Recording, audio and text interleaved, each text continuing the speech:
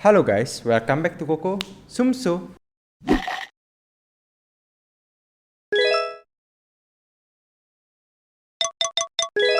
Pada video kali ini, Koko akan menceritakan sebuah kisah tentang raja dari para dewa menurut mitologi Yunani yang bernama Zeus. Zeus ini merupakan dewa langit dan juga petir serta Olimpian termuda di antara saudara-saudaranya, yaitu Hestia kakak tertua sebagai dewi perapian, Demeter dewi kesuburan pertanian, Hera dewi pernikahan, Hades dewa dari dunia bagi mereka yang telah mati atau underworld, dan juga Poseidon, dewa laut.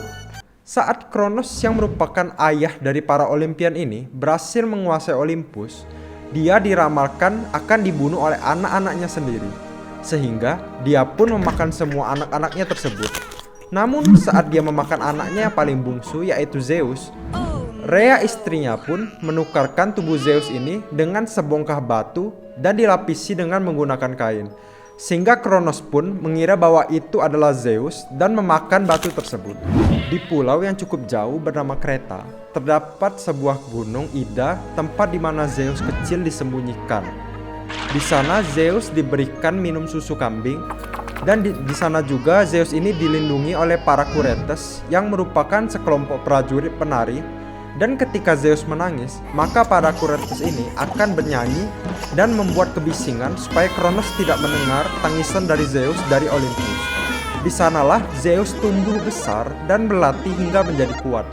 Lalu setelah dewasa, dia pun jatuh cinta dengan seorang dewi pengetahuan yang bernama Metis, dan mereka pun akhirnya menikah. Zeus meminta kepada Metis yang ahli dalam ramuan untuk meracik ramuan spesial untuk ayahnya tercinta, yaitu Kronos. Setelah Zeus mendapatkan ramuan tersebut, dia pun langsung pergi meninggalkan pulau Kreta tersebut dan menuju ke Olympus. Di Olympus, Kronos dibujuk oleh Zeus yang menyamar jadi pelayan agar mau meminum ramuan tersebut. Yang pada akhirnya, Kronos pun meminumnya dan mengalami sakit perut yang sangat parah.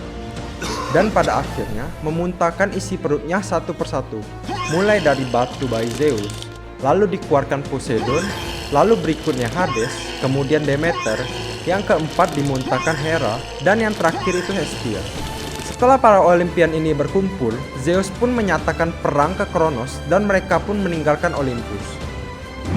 Di Tartaros yang berada di underworld, Zeus membebaskan para Cyclops bermata satu dan juga Hecatoncheires yang merupakan raksasa dengan tangan 100 dan 50 kepala. Para Cyclops ini pun memberikan para Olimpian peralatan untuk berperang. Hades diberikan Helmet of Darkness, Poseidon diberikan Trisula emas, sedangkan Zeus diberikan senjata petir. Pada akhirnya, mereka pun melakukan penyerangan ke Olympus melawan para Titan. Namun, ada dua Titan yang membantu para dewa yang bernama Prometheus dan juga Epimetheus. Perang ini dikenal dengan istilah Titanomachia yang berlangsung selama 10 tahun seperti yang sudah Koko jelasin di video sebelumnya.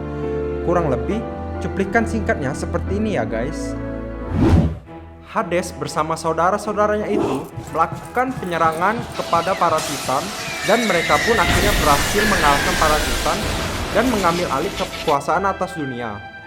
Zeus, Poseidon, dan Hades pun mengadakan undian untuk menentukan wilayah kekuasaan mereka. Dari undian ini didapatkan hasil bahwa Zeus mendapatkan langit, Poseidon mendapatkan lautan, dan Hades mendapatkan dunia bawah atau yang dikenal dengan underworld.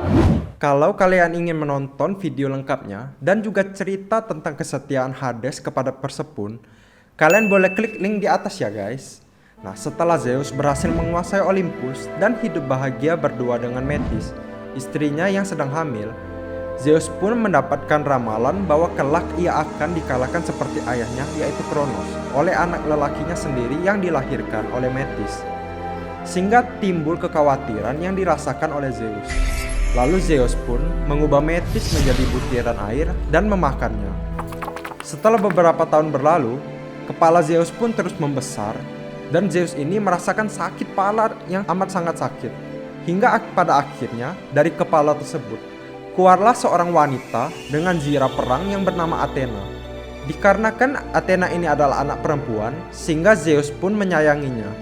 Sedangkan Metis masih dibiarkan berada di dalam perut Zeus karena dikhawatirkan akan melahirkan anak putranya kelak. Dua Titan yang telah membantu Zeus pada saat Titanomakhia diberikan kekuatan oleh Zeus sebagai rasa terima kasih kepada mereka. Epimetheus diberikan kekuatan untuk memberikan hadiah dari para dewa kepada makhluk yang ada di alam semesta dalam berbagai macam kemampuan, seperti kemampuan untuk berenang di dalam air seperti ikan, kecepatan berlari di daratan seperti jaguar, sisik pada hewan seperti hewan reptil yaitu ular, serta bulu lembut pada burung elang, dan juga cakar seperti beruang. Sedangkan saudaranya Prometheus itu diberikan kekuatan untuk membuat makhluk hidup dari tanah liat, sehingga ia pun membuat makhluk hidup yang memiliki wujud menyerupai dewa, yaitu manusia. Zeus pun melihat bahwa makhluk tersebut terlalu fana, sehingga memutuskan agar mereka harus menyembah dewa di kaki gunung Olympus. Zeus menganggap bahwa mereka ini adalah makhluk yang rentan sehingga membutuhkan perlindungan dari para dewa. Zeus pun berkompromi dengan Prometheus untuk merencanakan bagaimana mereka ingin ritual penyembahan yang harus dilakukan oleh manusia kepada dewa.